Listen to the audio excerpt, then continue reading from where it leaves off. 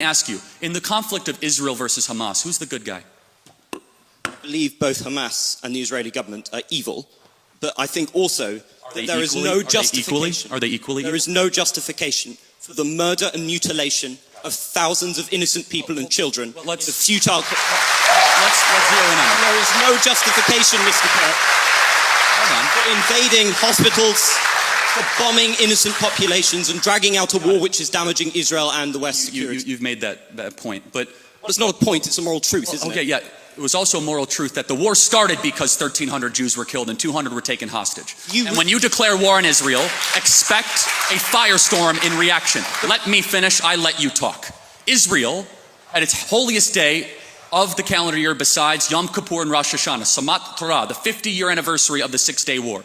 On Shabbat, Hamas invaded Israel, deciding to go recklessly to music concerts, to homes, to kibbutzes, and taking 200 plus hostages. They knew what they were doing. In one of the most cloistered urban environments on the planet, 2 million people live in a place where it's impossible to wage war. Impossible. Where they wear civilian clothing, they violate every tenet of the Geneva Convention, and the IDF, when they do something right, they get no credit. When they do life-saving surgeries of a Gazan child, they get no credit. When they drop leaflets, they get no credit. But when they happen to bomb a place where they are operating their military from, which we now know from third-party verified sources, hundreds of Hamas military operations are in mosques, schools, and hospitals. I'm sorry, the country where they were living in relative peace on October 6th, that all of a sudden we had a war and Hamas started the war. And I don't see people that were really upset about the 2 million Germans that were killed in World War II, civilians. A tragic truth of war is that civilians die. I don't like it and you don't like it. And they brought it upon themselves. The only operation and entity to blame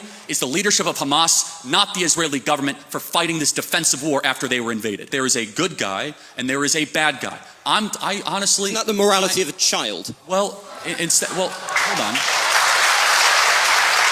It's interesting you say that, because a child who knows that Israel is the good guy, Hamas is bad, has a lot more wisdom than a student like yourself at Cambridge University.